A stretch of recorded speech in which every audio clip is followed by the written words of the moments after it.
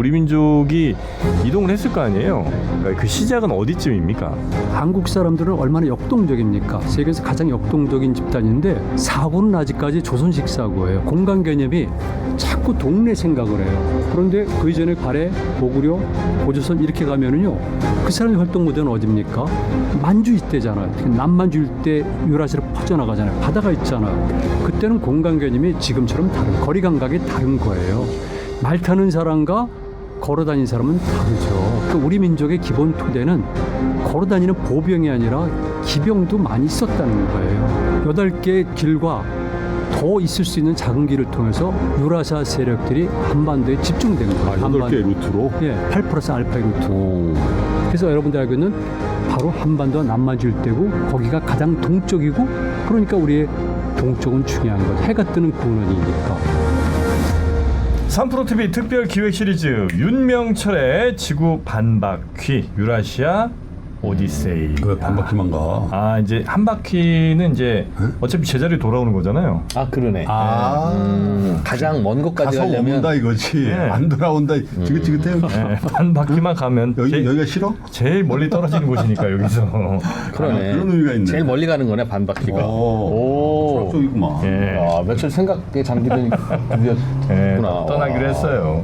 자, 그래서 지구 반바퀴를 가는데 그 반바퀴를 그냥 가는 것이 아니고 네. 우리의 정체성, 어쩜 우리의 뿌리를 찾아서 가는 여행입니다. 네, 그냥 뭐 지구 저편에 있는 그런 데 가는 게 아니고 네. 이 민족은 어디서 왔을까? 그걸 한번 우리 윤명철 교수님과 함께 알아보는 거죠. 그리고 오늘 가는 이 지역은 네. 우리나라에서 여행 꽤나 다니신다고 하시는 분들도 가장 안 가보셨을. 가장 끝에 한번 가보셨을까 말까 좀. 내가 난 가고 싶었는데. 남극도 갔다 왔고 칠레도 갔다 왔어 이 친구야 하는 분이 여긴 안 있어도 여기는 못 가셨을 거다.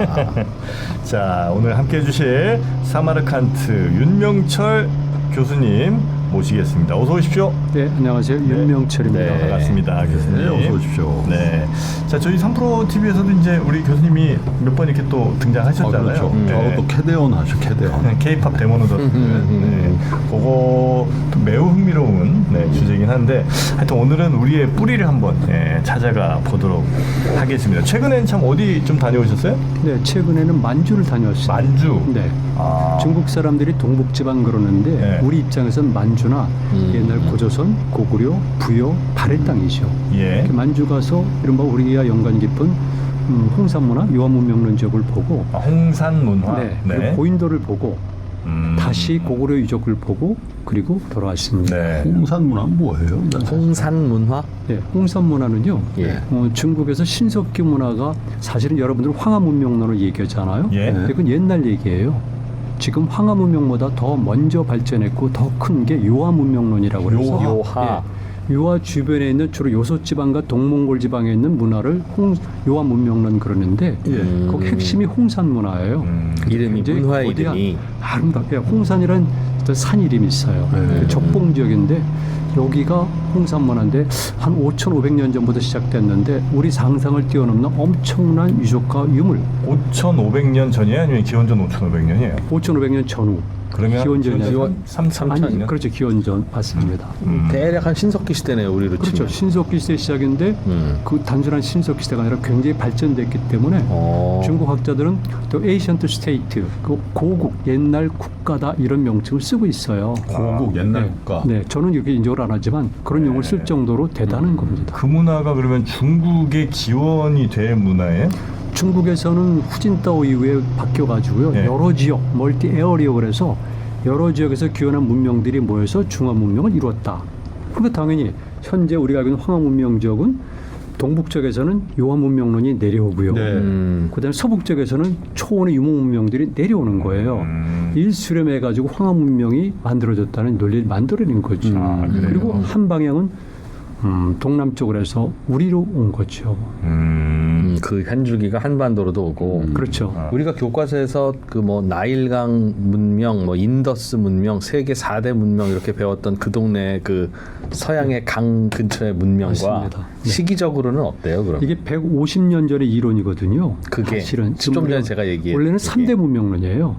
그러다가 중국이 근대화되면서 덧붙여서 4대 문명을 만든 건데 대체적으로 기원은 비슷합니다. 그런데 요한 문명론이 생각보다 많이 올라가지만 상대적으로 오늘날의 투르키예 지역이죠. 그쪽은 뭐 예, 거기서 많이 좀 전까지 göbekli tepe 같은 경우는 13,000년까지 보고 있어요. 예. 그러니까 좀 복잡하죠. 그런데 네. 우리가 생각했던 것보다는 동아시아 문명의 기원이 올라갔다. 이렇게 생각하시면 됩니다. 문명이라고 말할 수 있는 뭔가가 거기에서는 대표적인 게 뭐예요? 그렇죠. 그럼? 문명과 문화의 차이점이 있는데요. 문명은 뭐냐면은 결국은 신석 시대는 보통 문명을 얘기하지 않는데 그런데 홍산 문화에서는 이게 드러난 거죠. 그래서 거대한 적석총, 계단식 적석총들도 있고요. 국가 체계가 있었다. 그렇죠. 소국 체제. 제일원에서 소국 체제인데 그리고 재단들이 있습니다. 거대한 재단들이 있는데 막 사놓은 것이 아니라 일정한 형식, 수리를 가지고 한 것이죠. 뿐만이 아니라 여신묘 신앙도 발견되고요.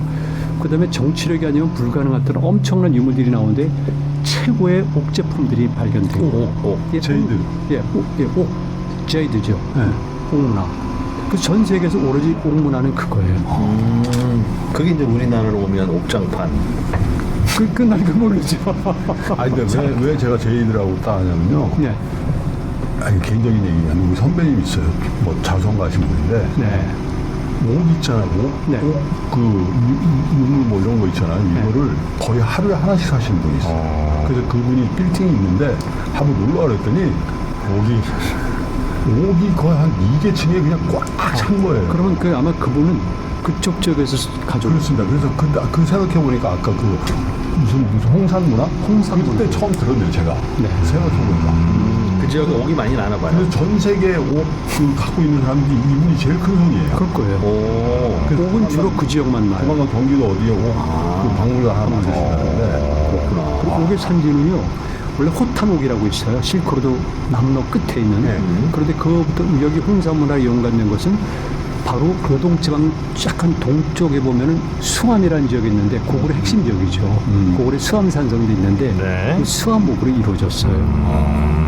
홍산이라고 하는 그 산이 있는 거예요? 네, 아니면 붉은 산입니다. 아. 철광이 있기 때문에 산이 홍산. 적봉. 네. 네. 자, 그럼 이제 오늘 우리 민족이 이제 어디서 왔는가 그 이야기를 좀 나누긴 할 텐데 우리 민족은 그냥 대체로들 뭐 고조선쯤에서 아마 시작이 됐다 정도로 이제 우리가 생각을 하잖아요. 네. 이제 당군 할아버지가 거기서 이제 뭐 하늘에서 뭐 산 3개인가 뭐 받아갖고 거기서 나라 만드셨으니까. 네. 근데 이제 그보다 더 먼 곳에서 더 이전에 우리 민족의 기원을 찾을 수가 있는 거죠. 그렇죠. 어디입니까 도대체? 근데 먼저 이제 민족이라는 얘기가 중요하잖아요. 예. 우리는 그 단일 민족론을 배워왔잖아요. 그런데 몇 년 전부터는 단일 민족이 아니란 얘기를 하고 있어요. 그러니까 학자들도 그렇고 일반인도 혼란을 느끼는데 네. 그 민족이란 말은 원래 일본 말이에요. 민 플러스 족이잖아요. 근데 그거는 서가의 네이션을 번역한 거예요. 그러니까 근대적 개념이나 일본의 근대 개념으로는 해석이 안 돼요. 네, 우리는 지구상에서 일단 민족의 구성 요소 그러면은요. 일단 언어가 중요해요. 그다음에 생활 지역이 중요해요. 공간이죠. 네. 그다음에 또 한 가지는 그다음에 그 사람들의 역사적 영혼이에요. 그리고 혈통이에요. 여기다가 마르크스주의자들은 하나 덧붙이기도 경제를 덧붙이기도 하지만 이런 걸 근대 민족이라고 그러는데 우리는 이미 오래전부터 역사 공동체를 이루어왔어요. 그러니까 서구식 의미의 단일 민족은 아니지만 우리는 단일 혈족들이 모였고 제일에 따르면 BC 15세기경 아니면 10세기경부터는 우리가 말하는 소위 민족에 해당이 돼요. 역사적 공동체로서 거의 비슷한 언어를 써요. 그리고 비슷한 혈통이에요. 그리고 한반도 남만주 일대를 중심으로 해요. 그 다음에 우리 똑같이 경험을 했잖아요. 네. 그러다 보니까 지구상에서는 거의 유일한 집단이에요. 뭐 일본이 거기에 해당하지만 일본은 역시 우리 브랜치니까 7세기까지는 브랜치예요. 역사적으로도. 네. 그래서 그렇다면은 우리는 단일 민족이라 봐도 좋고 나쁨을 떠나가도 큰 문제는 없다. 그러나 혈족 개념의 단일 혈족은 아니라는 건 분명히 얘기하죠. 어느 혈족이 섞인 거예요 그러면? 그러다 보니까 흔히 말하는 학자들이 손을 내실 거 아니에요. 그래서 구한말 때부터 우리 민족에 대한 관심이 많아져요. 전에는 별 생각이 없었잖아요. 더군다나 정략적 이데올로기 때문에. 그런데 근대화되면서 바깥을 인식하게 되니까 우리가 누구인가, 차에 대한 정체성. 그래서 학자들이 연구를 시작하고 그러다 보니까 일본 학자들도 연구를 했고 그냥 쉽게 얘기하면 이래. 북방설이다. 남방에서 왔다. 이게 가장 대표적인 거예요. 북방은 한국 사람들이 좋아요. 왜냐하면 우리가 오랫동안 그럼 한반도에 갇혀 살았다. 네. 그러니까 북방설 그러면은 몽골은 북방이 아니지만 동방이지만 이렇게 초원으로 쭉 유라시 펼쳐진 걸 보면은 기상이 높아지고 좋으니까 북방 우리는 기만민족의 후예야 이런 얘기를 하는 거예요. 남방설은 조금 왠지 찝찝하잖아요. 왜냐하면 바다에서도 많이 일하고 합니다. 예, 동남아시아 설도 있고 일본 열대서 오고 그런데 정은 아니죠. 그리고 또 하나가 이제 여기 한반도 설이라는 거죠. 북한이 그 주장을 해요. 여기서 생겼다 그냥. 예, 북한은 뭐냐면 1991년도부터 주체 사관이 만들어지잖아요. 네. 주체 사상, 주체 사관. 이런 경우에 대동강 문화권을 주장해요. 인류 역사에 5대 문명권이 있다. 그 중에 하나가 대동강이다. 그렇게 하면서 여기부터 살았던 사람들이 원래다. 나일, 인더스, 티그리스, 여기서부터 퍼져서 중국도 가고 막 그런 얘기. 그런 얘기는 안 하지만 그런 얘기 여기서부터 시작한 게 우리다. 이건 옳죠. 근데 그 사람들은 100만 년까지 바라보고 네? 100만 년 전에 구석기 시대가 있어요. 상온모리 동굴이라고 해서 100만 년까지 올라간다고 봐요. 근데 보통 일반적으로 신석기 시대 이때부터 사는 주민들을 가지고 우리가 해석을 하죠. 근데 우리는 보통 청동기 시대부터는 우리가 말한 역사 공동체가 수립됐구나. 그러니까 북방설, 남방설, 저는 원액설. 여기 사는 사람이 중요하다는 거죠. 그래서 신석기 시대부터 청동기 시대부터 특히 많은 분들이 얘기하고 싶은 거는 우리가 사는 곳은 여기 한반도예요. 네. 그리고 올라가면은 남만줄 때가 더 핵심 지역이에요. 같이 봐야 되는 거예요. 예. 그런데 일부 사람들은 자꾸 만주만 생각해요. 그리고 북방설을 주장해요. 예. 유전인자 분석하더라도 그쪽을 가까이 가게 되면 북방 유전자가 많죠. 네. 반대로 남쪽을 가져온 사람들은 남방설을 주장하는 거죠. 근데 제 입장은 원액설, 여기 살던 사람들과 중요하고 나머지는 섞였다. 언제? 보통 BC 15세기, 10세기형이면은 한반도 전체와 만주일대, 남만주일대가 하나의 권이 된다. 필드가 된다. 이렇게 보는 거죠. 그건 왜 그때 특정을 해서 뻔이라고? 그 시대는 일반적으로 청동기 시대 시작이거든요. 네. 그러니까 신석기 시대는 돌을 가지고 움직이는 건데 청동기 시대는 말 그대로 케미스트리 화학이에요. 그러니까 기술력 있자는 불가능하고요. 이 기술력 때문에 결국은 무기 생활도구가 발전하다 보니까 국가 형태가 시작되는 거죠. 스테이트는 아니지만 국가 형태가 시작되는 거고 거기에 따라서 이른바 지배계급과 피지배계급으로 나눠지게 되고 네. 그다음에 거기에 따르는 주석을 찾기 위해서는 국가 간의 경쟁이 벌어지고 이러다 보니까 그때부터는 이제 강고하게 자기 공동체의식이 강해지는 거죠. 그래서 그때부터는 보통 초기 국가 형태가 시작됐다 하는 거죠. 네. 우리는 보통 15세기 올려보는 분들도 계시고 낮춰보는 학계도 있는데 저는 보통 15세기 원전 15세기. 네, 그때쯤 되면 청동기 문화가 한반도 전체까지 오는데 아직까지는 핵심은 남만주예요. 우리 청동기 문화 핵심, 비파양동공을 비롯해서 이런 것들은 BC 14세기까지 올라가거든요. 현재까지는. 네. 그래서 고인들은 더 올라가고 그래서 우리는 보통 BC 최소 낮게 잡아도 저는 BC 15세기형부터는 우리가 말하는 역사적 공동체 원형은 성립됐다. 근데 문화재 발견된 걸 보면 시기별로 저쪽에서 먼저 만들어지고 이쪽에서는 늦게 발견되고 그러면 저쪽에 있는 게 일로 왔구나. 그렇죠. 라고 알 수 있고. 일반적으로. 시기가 비슷하면 여기서 이게 만들어졌을 때 여기서도 이게 자생적으로 만들어졌구나. 네. 라고 판단하면 되니까. 물론이죠. 왔는지 자생적인지는 그냥 딱 그거 보면 알 텐데 증거를 보면 알 텐데. 그렇죠. 그에 왜냐하면 대해서는 일반적으로 인간이 가지고 있는 기본적인 인식과 그다음에 사고 패턴이 있잖아요. 그러니까 기능적 관점에서는 유사할 수 있어요. 그런데 특별한 테크놀로지, 기술이 필요한 거는요. 어딘가 영향을 받은 겁니다. 기술력이니까. 그렇죠. 이 케미스트리 같은 경우는 기술이잖아요. 또 한 가지는 문화권마다 스타일의 차이가 있어요. 즉 우리가 옷 입은 스타일이 다르고 머리 스타일도 있고 선글라스 썼듯이 스타일은 다르기 때문에 스타일은 일단 다른 거죠. 그랬을 경우에 한 집단의 문화는 차이가 있다. 이렇게 보는 거니까 그때는 아까 말씀하신 대로 어디서 먼저 만들어졌는가, 영향받았는가 이런 것도 구분할 수가 있죠. 근데 우리가 예를 들면 만주부터 한반도 남단까지 같은 문화권이라고 하기에는 지금이야 뭐 얼마든지 통신교통 발달이 있으니까 가능했겠지만 그때 당시에 그 윗동네랑 아랫동네를 같은 문화권이라고 그래서 우리 민족이다 이렇게 하긴 조금 어려운 건 아니에요? 네, 그래서 그렇죠. 시공간의 개념이 지금하고 완전 다른 거죠. 네. 네. 그래서 아까 제가 필드란 말 썼잖아요. 네, 네. 권이란 말 쓴 건데 다 똑같지는 않아요. 네. 그리고 심지어는요, 후대로 내려오더라도 한반도 같이 조그만 데라든가 중국의 해안가 지역이라든가 이런 데는 모르겠지만 네. 초원의 유라시아 지대랑 동만주 일대 이런 지역들은요, 어차피 사람이 많이 살지는 못해요. 예. 그러니까 지금 같은 개념이 아니라 말씀하신 대로 시공간의 개념이 달라져요. 그리고 조금만 우리가 하더라도 그냥 같은 문화권으로 보는 거죠. 그건 전 세계 일반적인 현상이에요. 여유 있게 봐주는 거군요. 그래서 넓게 보는 거죠. 다르긴 다르지만 네. 그거는 뭐 자연스럽게 당시만 그렇죠. 해도 다를 네. 수밖에 없는 거고. 그러니까 총동 시대만 하더라도 신석 시대 때 핵심 지역 있잖아요. 그렇지만 나머지 지역도 문화가 흘러가면서 영향을 받으니까 이랬을 경우에는 문화권으로 보고요. 또 다른 용어도 있어요. 제가 어떤 생활권이라는 용어를 만들어 쓰거든요. 네. 그다음에 또 한 가지 무역권도 있어요. 근데 생활권 같은 경우는요.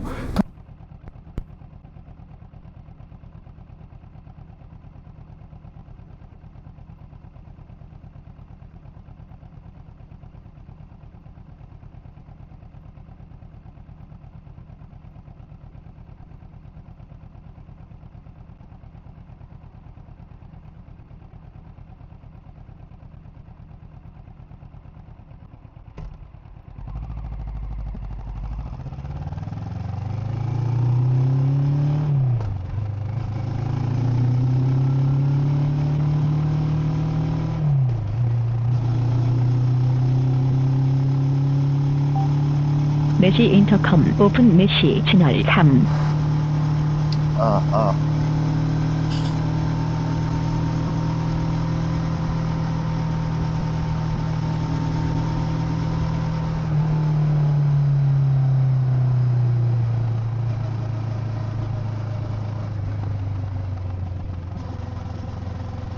아, 뜨겁다. 씨.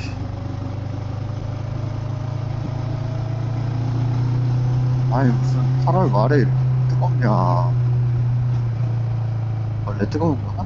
벼가 익어야 되는 계절인가? 아직이야. 피피하지.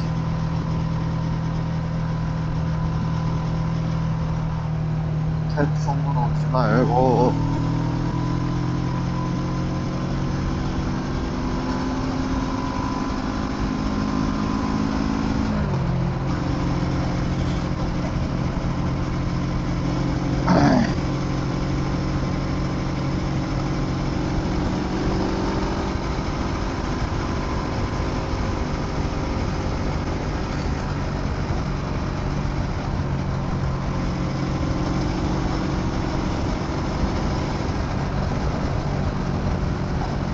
이러다가 겨울에 오토바이 탄다 소리 하는 거 아닌지 모르겠네.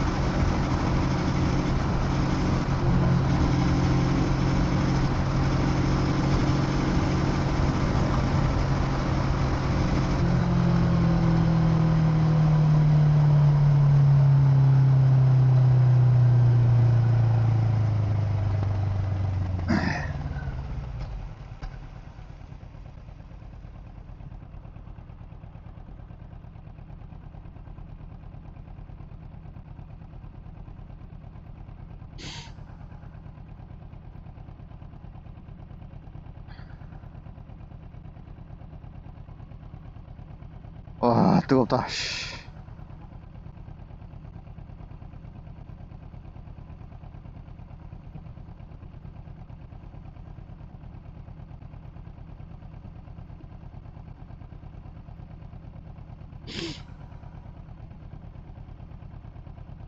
이.